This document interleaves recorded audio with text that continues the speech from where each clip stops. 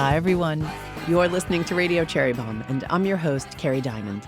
I am back in New York City, but I was just in Ireland with Kerrygold to visit some of their partner farms and see how their iconic butter and cheese is made.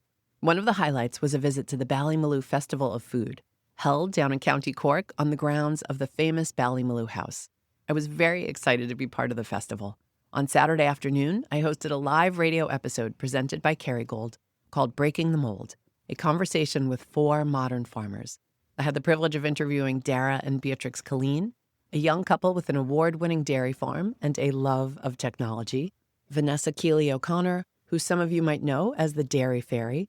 Vanessa is a major supporter of women farmers in Ireland, and Darina Allen, a beloved figure on the Irish culinary scene and a founder of the Ballymaloe Cookery School, which is on a 100-acre farm. I know lots of you want to attend Ballymaloe one day, and I am certainly on that list. Instead of retire, like some of her peers, Darina is overseeing a brand new program, the Ballymaloe Organic Farm School, and she could not be more thrilled about her latest adventure. I had the best time in Ireland and am amazed at the culinary revolution underway in the country, thanks to the farmers, fishermen, chefs, bakers, and makers. You're about to meet 4 of them in just a minute, so stay tuned. If you have the opportunity to visit Ireland or you're thinking about going, go. You will be blown away. A little housekeeping. Speaking of travel, Team Cherry Bombe is back on the road this summer, and we're hosting fun events in Austin, upstate New York, Nashville, and Willamette Valley in Oregon. You can find all the details and tickets for our Summer Tastemaker Tour at cherrybombe.com, so check it out. We would love to see you. Now, let's hear from today's guests. Hi, I'm Darina Allen, and welcome to the live Radio Cherry Bombe podcast here from the grain store in Ballymaloe in Ireland. Over to you, Kerry. Thank you, Darina. Hi, everybody. How are you doing? Good to see you. I said when I read the weather report, I first did not believe it. For a whole week, I was like, there is absolutely no way there's 7 days of sunshine in Ireland. And then I thought Darina must have been negotiating with Mother Nature for a very long time to make sure there was no rain for the Ballymaloe Festival of Food. My name's Kerry Diamond. I'm the host of Radio Cherry Bombe and the founder of Cherry Bombe. I am American, as you can probably tell from my accent, and thrilled to be back here in Ireland for the Ballymaloe Festival of Food here on the Kerrygold grain store stage. Today's panel is called Breaking the Mold, and it's a conversation with 4 very unique Irish farmers. And we are recording this live for Radio Cherry Bombe. So I'm going to introduce my panel first, so you know who all these amazing people are. So next to me is Beatrix Killeen. Beatrix Killeen and Dara Killeen, they are a married couple, have their own farm. I had the pleasure of getting to know them earlier. You two are very much the face of modern farming here in Ireland, and we're very excited to hear your story and how you two are breaking the mold. Darina Allen, I don't think needs any introduction. I'm sure I do. I hope not here on the grounds of Ballymaloe. But Darina is the founder of the Ballymaloe Cookery School, and I can say back in America, everyone I know has on their bucket list to go to the Ballymaloe Cookery School. And you've also just been a huge inspiration to me personally, to so many women and people in the culinary movement in the United States. So I want to thank you for that. Oh, my goodness. Thank you. What a lovely compliment. And next to Darina, we've got Vanessa Kiely O'Connor. Vanessa has been doing so much on behalf of women in farming and has been at it for quite some time. And we're excited to hear how you got into farming and how you're breaking the mold as well. Darina, I thought we would... You look surprised, Darina. I thought we would start with you. A lot of folks don't know you as a farmer. So tell me, what makes you a farmer? What makes me a farmer?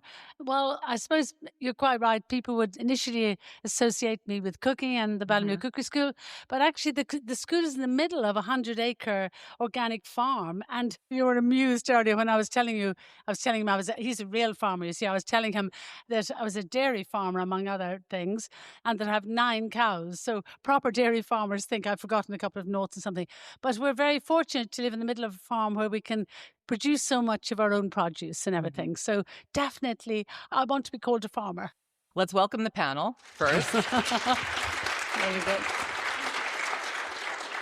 So you all learned how Darina is a farmer, and Ballymaloe Cookery School is on a 100-acre organic farm, which is really amazing. And I hope you've all had the opportunity to tour the farm. Beatrix and Dara, tell us about your farm. Where is it? How big is it?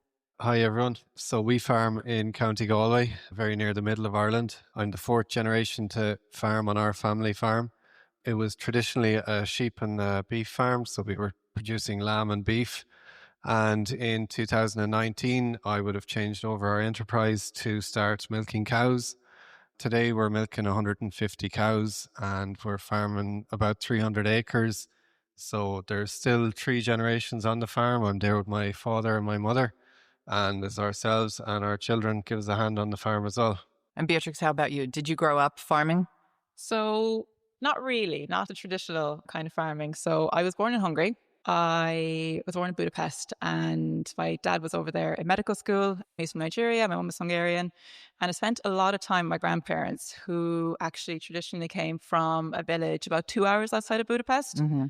And they were the first generation to move into the city. But every weekend they'd go back home and they'd help out with their brothers and sisters on, their kind of plots of land, and they had poultry and pigs and things like that. And I suppose it was kind of the first experience I had with the whole farm to food, movement. Mm-hmm. And I suppose it really kind of set the standard for me of, what I expect from my food. It has to be a really high standard. And again, the hard work that goes into it then as well. Did you think you would be a farmer one day? So I moved out of Hungary when I was about 6 or 7. Mm-hmm. And I suppose through my teen years, no. That's kind of why I went into more of the corporate style work. So I work in law. Then I met Dara. And I was asked me, did you ever think you'd marry a farmer or be with a farmer? And I was like, no, but we worked together. And I suppose we were kind of wondering for years, like, why do we work so well together? And, how did I just settle into the farming life so Mm-hmm. easily? And it's actually only recently that it kind of dawned on me, well, that's kind of where I came from. So it's probably always in me from the get-go. And Vanessa, how about you? Tell us about your farm. So I'm in West Cork. We're in East Cork today. So I'm in West Cork, the lovely rolling valleys, and I'm milking 65 cows. I'm not originally from a farming background, but it was kind of a chosen career and I rolled with it. I started in secondary school, taking on ag science as a subject. Then I decided, would I go to agricultural college and see if I go a bit further with it? I applied for agricultural college and I applied for an apprenticeship as an electrician, and the agricultural one came in on a Tuesday and the electrician acceptance came in on the Thursday. And I thought, oh, well, that one came in first, so I'll go with that. So, yeah, my fate was sealed. And I would go on and milk my first cow at 18 years old and just immediately fell in love with that. And it would lead me onto a career and a livelihood and to where I am today. And so I have a small farm, but I suppose I've embraced that livelihood and cherished, I suppose, what the community and, the dairy community have brought to me. So, that was my little bit of a background to getting into it. Since the title of the panel is Breaking the Mold, I'm curious for Dara and Beatrix, how do you feel you're breaking the mold as farmers today? Well, I don't know if it's obvious, but I'm a young black woman. I don't know how many young black women are dairy farmers in Ireland at the moment. I think that was kind of, step one. We really value the work-life balance. My friends who would have come from farms themselves would have had a very negative kind of thought about, how kind of farming is, and it's very demanding, and, you'd be a slave to the land. And we were very keen to just not be that way. We very much wanted to have that work-life balance and make memories with our kids on and off the farm. So we really just want our farming experience to be very positive. So we set up the dairy farm, the two of us. We would have done a business course before we were milking, and it was kind of, okay, we want to get on together and build a life together and build a house and do all these things. But we were sheep and beef farming. It probably just wasn't generating enough of an income. Beatrix is starting out in her professional career, and we saw an ad for a business course. It was a strategic planning course is what it was titled. So we did that, and we kind of came up with a master plan. And I suppose at the top of this plan, you had to draw out what you wanted. And we wanted to have a family home. We wanted to have children. And I suppose that was kind of our driver of where we wanted to end up. And dairy farming is what has led us there. It's given us a wonderful lifestyle where we're heavily involved in our children's lives. Like a typical morning, I will get up early, I'll go and milk the cows, I'll come home, the kids are still there, we'll all have breakfast together. Beatrix is very lucky that she works from home in her professional role, so we can share the rearing of the children or bringing them to school. I'm in charge of my own work hours in essence, so we finish it relatively early in the evening. We have dinner together, so It's the true family farm, I suppose, is where we've ended up in a roundabout way. And it's just a wonderful way of life. Yeah, I suppose we spent a lot of time on planning and, leveraging on technology and things like that to try and be as efficient as we can be. So the farm can run and be productive without us being stuck to a 24/7. We'll be right back with today's guests. The new issue of Cherry Bombe's print magazine is out right now, and it's our first ever power issue. We spotlight more than 100 women doing amazing things in the worlds of food, drink, and hospitality. And you have 4 covers to choose from: Gloria Steinem, Mashama Bailey, Sophia Rowe, and Rita Sodi and Jody Williams. You can order a single issue or subscribe at cherrybombe.com or pick up a copy at your favorite bookstore or magazine shop, including Omnivore Books on Food in San Francisco, Casa Magazines right here in Manhattan, and Brookline Booksmith in Brookline, Massachusetts. Dara, it's so interesting. When I was researching you and Beatrix, I was amazed how many videos you are in. You two are very, like I said, modern farmers, and so many of the videos had to do with technology on farms today. And I'm probably as guilty as a lot of other Americans in romanticizing what's going on Irish farms.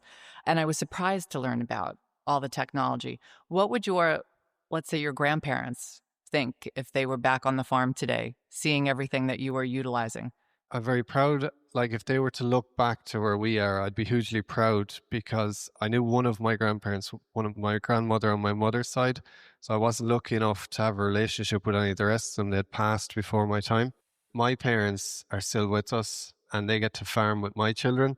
And I see the joy it gives my parents. I'm like, I don't think you're ever as happy to see me as you are to see my child, So if my ancestors were to see that, they'd be over the moon that, like, the Killeen name is still farming, it's thriving. And I suppose maybe they'd be mind blown with how technology has come into farming. It's in the everyday, we have, I think I could have 8 apps that I use on a daily basis for the different farming stuff, like from the basic ones such as Gmail through our milk app. Every time our milk is collected and it goes to the co-op, we have an app. I can log in, I can view how many litres I sent, the fat, the protein, all these figures for our milk.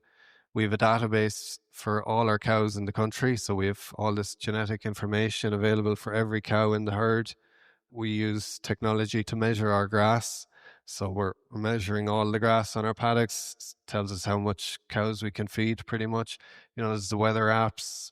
There's just so much of that everyday technology that we're using. We have collars on our cows now. They're monitoring the cow's rumination when they're on heat for breeding season. We have a lot of fishermen that pass our laneway, so we have to cross the cows over the road a lot of the days of the summer. A guy pulled up one evening, he was an English guy, and he said, "What are these things on the cows' necks?" And the easiest way I could break it down to him was, it's like wearing an Apple Watch for a cow. So it was giving us all this information that we can use on a daily basis just to help out with the work-life balance on the farm. That's remarkable.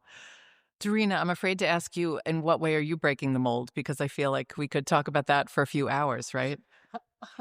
I suppose near cooking school in the middle of a farm in Ireland was maybe broken the mold to a certain extent, but it was the cooking school to a great extent was born out of desperation to earn a living in a different way. When we were originally in horticulture and the cheap food policy came in, the sort of price of we were getting for our produce became less and less, and the cost went up and up. So we really wanted to continue to live on the land that we love and earn a living on the land rather than going in and out of the city every day with 4 small kids. And so anyway, the cooking school on the farm was born out of desperation to a great extent. And I always say there's a lot to be said for desperation. It has to work, basically. So, and then, of course, it was wonderful for us to be able to, even though it sounded like a kind of an Irish joke in the beginning, it was fantastic for us to be able to, as I said, the school is in the middle of a small farm, 100-acre farm. It's been farmed organically for nearly 30 years now, with greenhouses, and we can produce a lot of the food that we cook with and that the students cook with and so on. Turns out that was when the whole farm to fork thing started to, there wasn't even a word for it when we started nearly 40 years ago.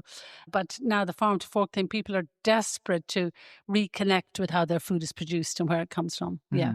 And just to give you some credit, Ballymaloe has just been such a huge force in that movement, especially here in Ireland. Well, yes. Well, of course, my mother-in-law, Myrtle Allen, was a great pioneer pioneer without ever realizing. She just did what came naturally to her and so on. Yeah. And then, I followed down to a great extent in her footsteps. And the word retirement was sort of mentioned when I was about 70 something. And as I started to draw back a little bit more from the day-to-day running of the school, because we've got a great team there, I thought, well, I need another project. So my startup at 75 and now 76 is the Ballymaloe Organic Farm School, to pass on the farming skills and all of the knowledge on the farm and in the greenhouse and so on. So I'm having the best fun ever. I just love it. Absolutely love it. And people are desperate to relearn. It's interesting. There's a real craving.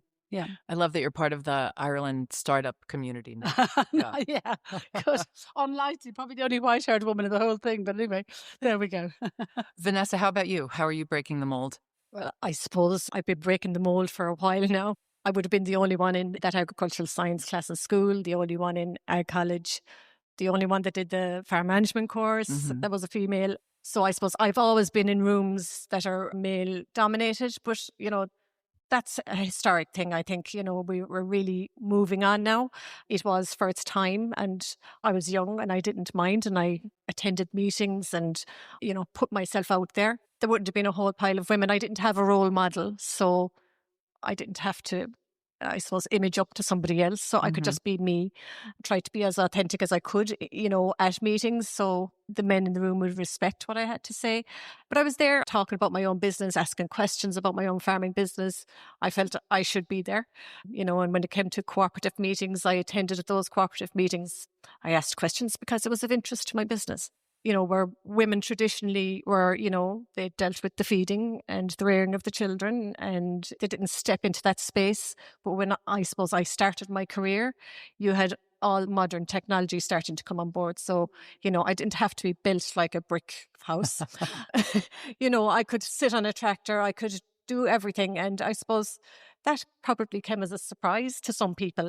When you see a woman doing those things and in that role, it kind of takes away the fact that they can't do it, so it kind of cleared out a few cobwebs for some people. And I'm pushing on now in my career, and these are the golden couple. But, just to see the amount of young women that are interested in pursuing a career now in agriculture and the opportunities that are there.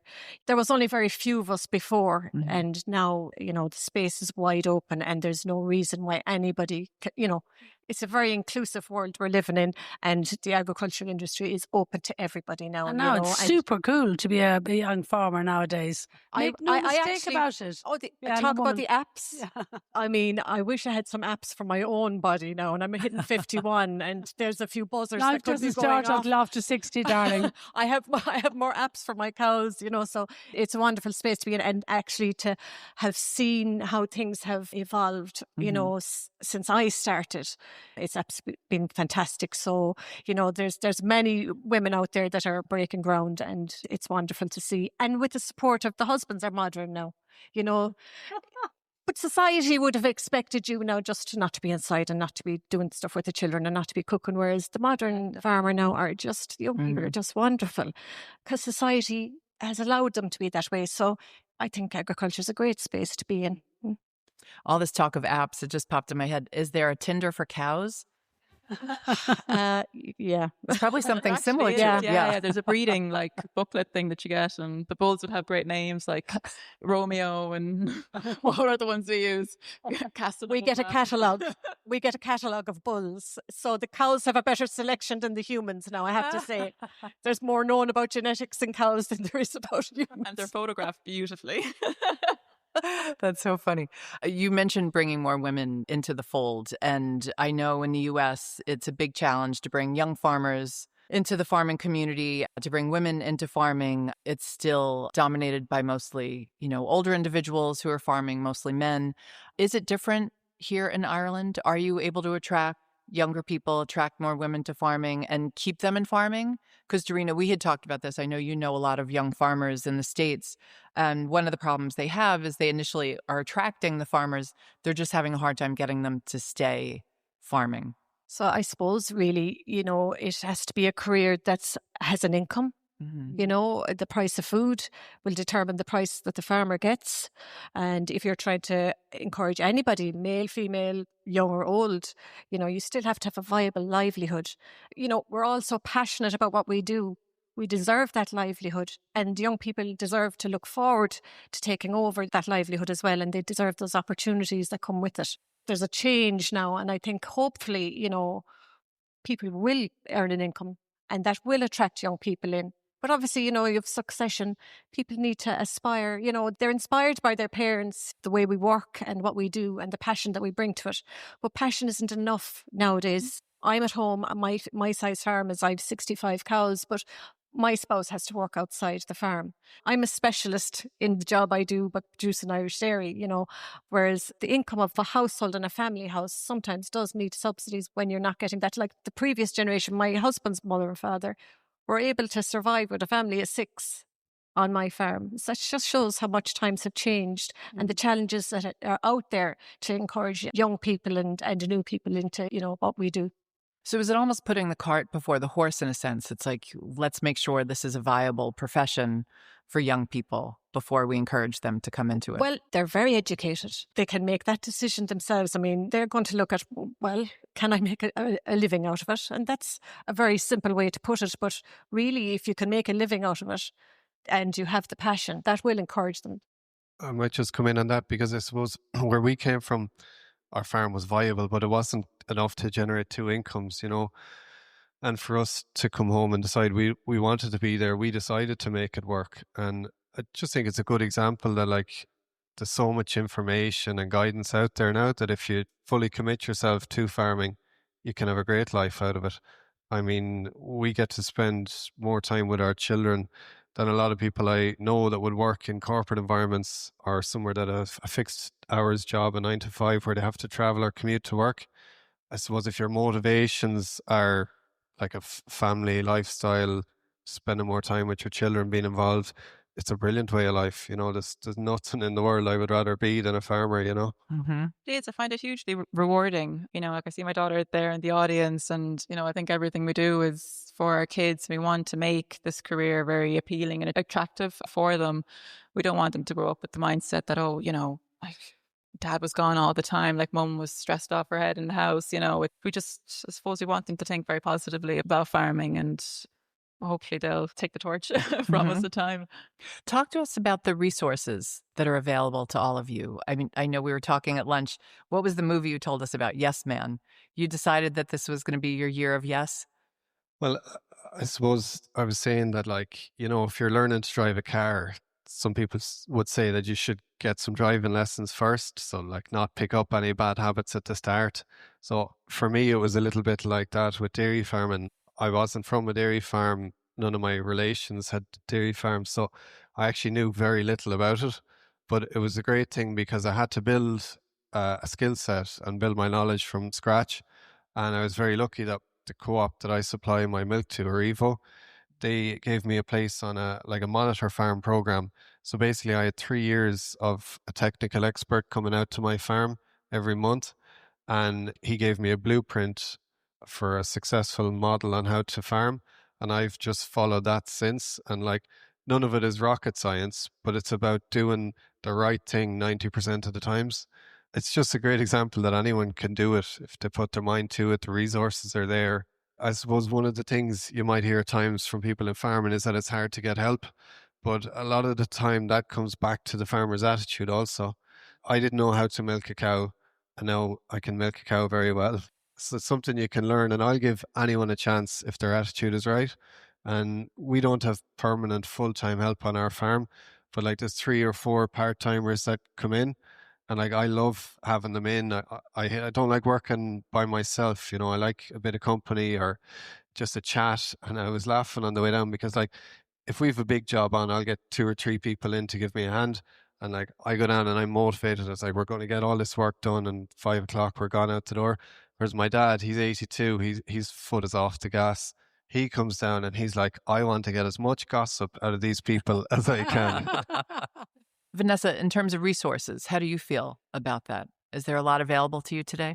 Well, there is. And, I'm delighted to say that there's even more resources starting to come on stream for female farmers. There's a huge drive to create more inclusivity because agriculture is coming from that historic male side of things. So there's a lot of work being done in the space. There's a lot of research now have to be done on who are the women that are out there. A lot of women come from a smaller scale sized farms. Before they would fall outside resources in terms of grants that are available from the government to help develop your business. So they increased the age and they give them a higher percentage of a grant to come in and to help resource them set up their farms. And I suppose, to kind of make it a more, viable business, because women in general inherit later in life. So by giving someone like Dara would have had the Young Farmers Grant, but that was for people under 35. So now they've opened that up only through people making noise, and people putting themselves out there and voicing like this needs to be addressed. And we're so lucky to be, I suppose, aligned with Europe. So European policies coming down saying we all need to look at how our gender is balanced within all businesses, no matter what business you're in. And they put it out there for every member state needs to look internally. And in fairness to the Department of Agriculture, anytime they're putting nominations in for any boards that they're setting up, they require that there be a male name and a female name.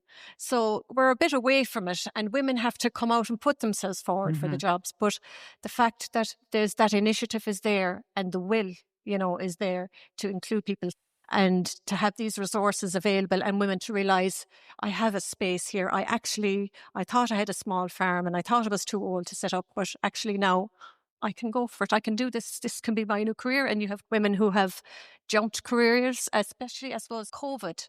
People who came back and maybe back to the countryside and realised I actually want to change my way of life, and like, for me as a full-time farmer, like I would call these lifestyle farmers, they're getting notions to come back. But do you know what? It's a good thing. And it doesn't matter the size of your farm or what enterprise you develop into, but to know that the supports are there and the resources are available, and that your country and your state want to support you in that. So all we have to do is go and track down some more women and get them out there to put themselves forward and get on with it. I have found it a very welcoming and inclusive industry. I'm actually on the board of an organisation called Dairy Women Ireland. And it's basically, I suppose, a support network for women that are in any way involved in dairy. So you don't have to be the full-time farmer. You could be the farmer's wife, maybe, or part-time farming. It doesn't matter if you come from a big farm or a small farm, everyone is welcome. But I have found that great personally, just for even getting technical knowledge, how to troubleshoot your parlour, to tips for calving, to then also, like, I made a great group of friends through the network as well. They've supported us through some pretty, scary times, recently. Yeah, no, the resources are definitely there. We're definitely moving in the right direction. Good. I'm happy to hear that. Darina, let's talk about your passion, your organic farming school. Who are your students? Who's coming here to study farming with you? Like everybody here, I also love living in the country, and I think it's our one and only life to actually be fortunate enough to be doing something that you just feel like leaping out of bed every day to do. So not doesn't tick everybody's box, but basically the Organic Farm School, which I started in September 83, as there was another project. But basically, I'd kind of hoped it would be a success, but I had no idea of the overwhelming response we would have to it. Really, there's a craving out there to relearn skills. I don't know whether everybody knows about this homesteading movement. It's sort of really an American term, and it sounds a little bit folksy to us, but actually, this is a worldwide phenomenon now where hundreds of thousands of people are just saying, this waking up, it goes something like this. When you say, why are you going, have you decided to change and do a new chapter? And they say, well, I was sitting in the car one day, I was in a good traffic jam on the way into the city to my thing, yet another day stuck in traffic jam. And suddenly I had a moment and I thought, oh my God, is this what my life is going to be for the rest of my life? My one and only life?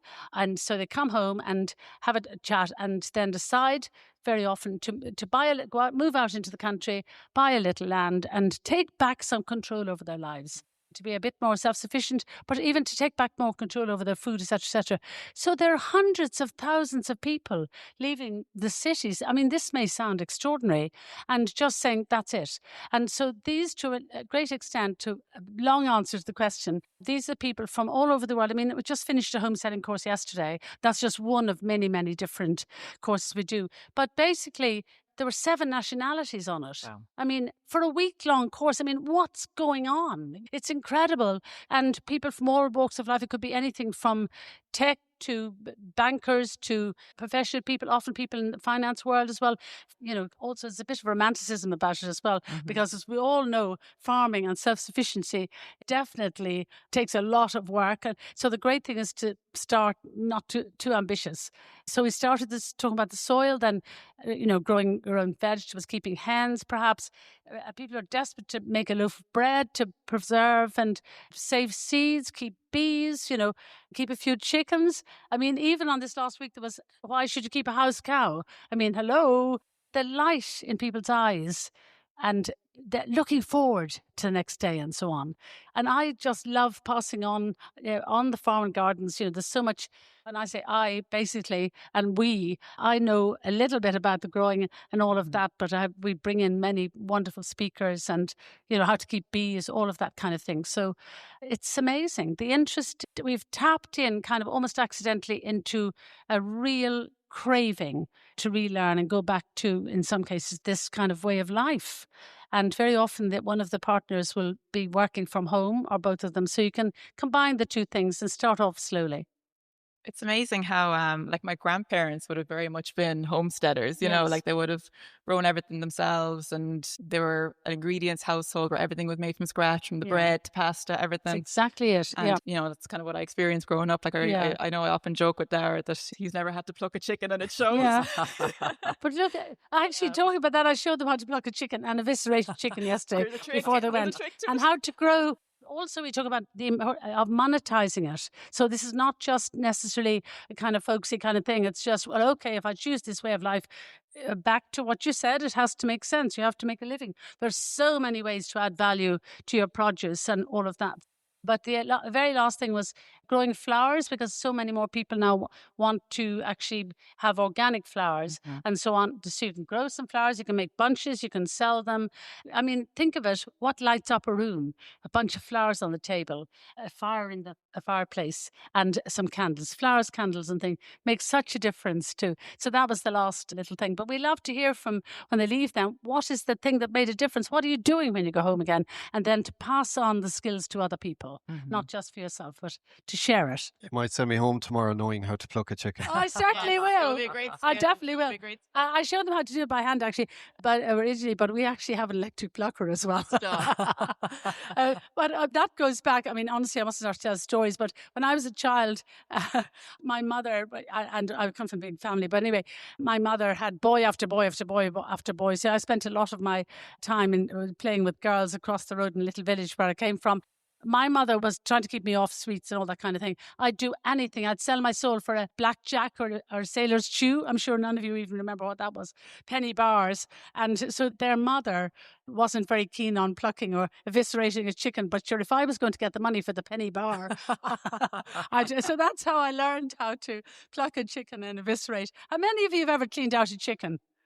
Oh, my God. One person. Well done. That can be next year's demo, and I'm sure you'll all show up for that. So. Exactly. But if you get a present of a pheasant or a partridge or something, you can't say, well, what am I going to do now? And give it back to them. Anyway, I digress. I don't fancy reconnecting to food in that way just yet. I'm down to you for you to do it. It's great fun. But isn't it great to see all the people that want to reconnect with food? I mean, for us as farmers, and we're creating the raw produce. Where your food comes from. Oh, my God. Yeah, and I mean, the disconnect. So over a short space of time, people are not connected with their farms anymore. Before, we were all have a relative who you were related to that had a farm. The kids used to go to their granny's farm, no matter what country you live in. Whereas, that disconnect just seems to have happened out of nowhere. But isn't it wonderful? It's absolutely wonderful to see that happen. Darina, it's interesting when you say that, going back, because when we were talking earlier at lunch, obviously, if you're talking to farmers, you have to talk about sustainability, climate change. We're talking about biodiversity. I'm fortunate to be here with the Kerrygold team, and we got to see the Kennedy's farm, and the Kennedys are here with us today. Thank you for letting us take lots of pictures with your cows and come and eat your scones and everything. We had a great time, but we were talking about biodiversity and how you're trying to increase the biodiversity on the farm. And you all had similar instances of trying to do that. But it was so interesting because it sounded like there's so much going back to how it used to be. And for all the technological change, it's maybe what existed for so long is the right way to go. I mean, there's room for everybody, all size farms and all the rest of it. But I'm a great believer in mixed farms. And this used to be the small family farms, which are 80% of the farms in Ireland to a great extent. But somehow or other, it seems to be looked on as kind of old fashioned. But to have different crops at different times of the year, different money coming in at different times of the year, and to have a few hens and chickens and a vegetable garden and so on, I think it's wonderful. In an ideal world, I really believe to a great extent that local food is the future in many ways. I mean, we've seen extraordinary things happen in the last couple of years, all kinds of crises we'd never have thought of. I remember a couple of years ago, we had a very bad snowstorm. We don't get snow very much down at this end of the country, but the schools and everything were closed for over a week. We had 66 students in the cooking school, and basically every school in the country was closed because, couldn't get to them. Because we're in the middle of a mixed farm, we grow a wide variety of vegetables, and we have hens and cows, and I know it's only 9 cows, but nonetheless, the bread shed and everything. We were able to keep 66 students plus a whole lot of staff fed for a week when the rest of the country was shut down, and people were in supermarkets pulling sliced pans off each other, because some of the shelves were empty. Now, what do we, look at that now, because that can be, actually, that could happen very easily again. Look at how we've allowed ourselves to become so de-skilled. And when you're de-skilled, you're totally dependent on other people. There are people pulling sliced pan, literally tugging sliced pans off each other. I thought that only happened in New York, and Darina. There was flour and buttermilk 2 shelves away. And most people had no idea how to make a little loaf of soda bread, the bread of our country. And so in many ways, that's one of the reasons why I spend a lot of my time teaching people how to make bread, to make soda bread, and say it only takes a few minutes. You wouldn't be back from the shop with your car keys by the time it's out of the oven. But this is dangerous. We've seen all sorts of funny things happening. Our children will definitely see food security issues. There's no question about it. So that's why I feel so strongly about upskilling people in all different areas of life. And with local, I'm terrible for not finishing my sentences, but anyway, I started by saying about local food, to me, could be the solution to so many things. Imagine a village like Shanagary, maybe I'm a romantic, a village like Shanagary where maybe you all meet in the village hall, the community hall, you decide, right, I have the cows and I'll be producing the milk and everything for the area. Somebody else's chicken, somebody else's butcher, another baker, all the other things you might need to feed the community. And so first and foremost, the emphasis is on feeding your family and your community, a farmer's market and all of that in the middle of it. And then the rest of it is sold out to the greater country, or indeed, for that matter, exported. But as a model to survive, if we have more, or as they talk about, having one shock on top of another coming down, wouldn't be a bad idea. Maybe I'm too much of a romantic, but that used to be the way that every small community and village and town had the blacksmith, they had the butcher, the baker, the candlestick maker. Maybe it's just because I'm white-haired and romantic, but I don't know. I'd rather have some of those things open to me than be looking at empty shelves, the supermarket, which I don't think we really believe we're going to see, but boy, we will. Yeah. No, I think more and more people think about that. Yeah. Absolutely. It's something to think about. In this, I suppose you were asking about the sustainability side of things. Sure, you can't look at anything now and it has a sustainability this and a sustainability that, but what does that mean to me as a dairy farmer? Like I class myself as I specialise in producing dairy. I'm obsessed about grass, and I'm obsessed about producing the best quality milk that I can from that grass. That in itself is sustainable. I have to understand the soil. I have to understand how that grass grows. I have to understand the needs of my cow and how sustainable it is for her. If I have too many cows to feed off that grass, that isn't sustainable. You look at biodiversity, then I suppose farmers are asked nearly now to explain everything that they're doing, and it's something we weren't used to doing. And it's great to be able to come here today and you're asking a farmer, what are they doing in that space? And there was stuff I was doing, I wasn't even recognising that actually is sustainable farming. You know what I mean? I have a new appreciation for the hedgerows. You know, I travelled over to Europe. Parts of Europe is very hot, and you have to understand why their systems, they have to keep animals indoors. But, you know, when I came back and looked how our own animals, our own cows graze, a completely different system, a completely different level of sustainability. In fairness, we went to visit a lovely farm in Germany, and the shed was right next to the road. And I thought, oh, you know, the cars whizzing by. I said, if the cows got out of that shed, where would they end up? France, like, you know, there was no hedgerows like there is in Ireland, no fences, kind of very large scale stuff. But Ireland, I suppose, the country itself is an agricultural nation. Yeah. You know, that's our indigenous industry. It's kind of what we're all rooted. It's our core, it's our drive, it's our passion. I think, you know, I'm taking part in this moth survey. It's a national thing. They didn't know how many moths were in the country, and they've decided to look into the biodiversity of all creatures. So this is one of the things, and of course, me being me, if you're asked to do something, I usually say yes.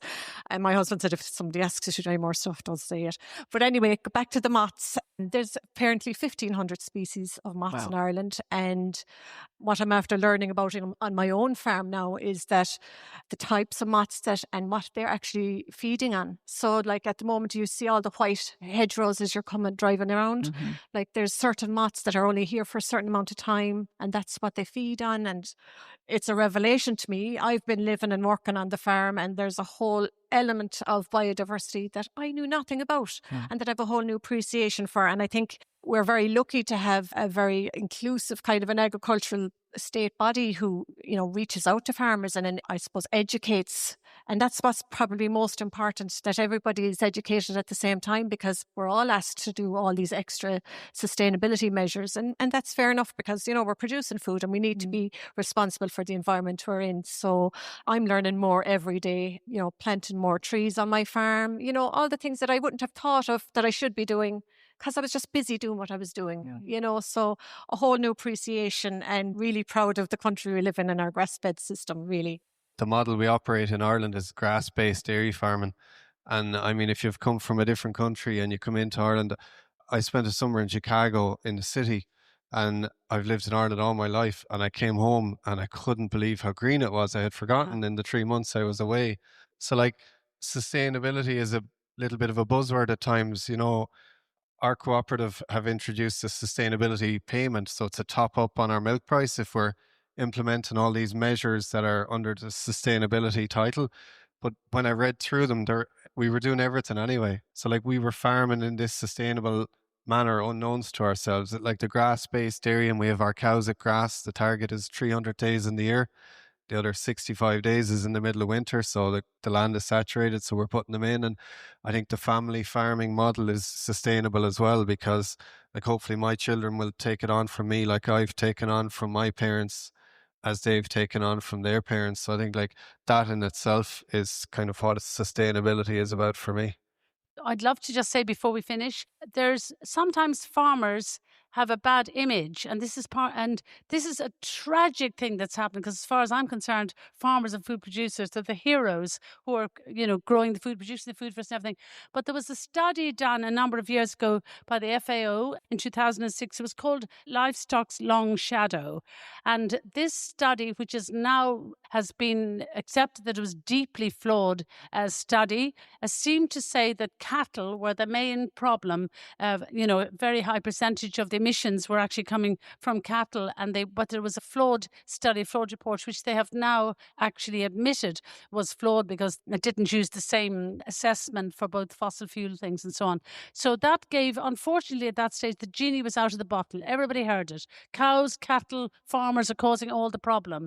This is not the case, and cattle and livestock can be carbon sequesters, of course. But at this stage, it's very hard to, when people have heard that, to change people's things. So I feel very annoyed when I hear farmers being criticised and so on. What would we do without them? There you are. Exactly. Beatrix, for our audience today and everybody watching the live stream and who'll hear the podcast, what would you like people to know about Irish family farms that maybe they don't know? That's a very good question. It's a great lifestyle, and we really are doing our best. And it's not just, you know, for the consumers out there, but also for ourselves. Like, you know, putting out a product of the highest standards, something that, we would feed to our own children. And actually just going back to, Darina's point on, local produce and, homesteading.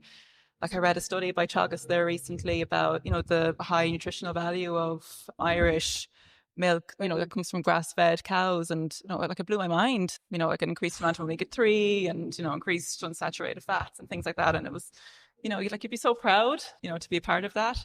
Well, I think something that was so heartening was meeting your young daughter, Isabella, and asking Isabella what she thought about farming and how to spread the word to younger folks.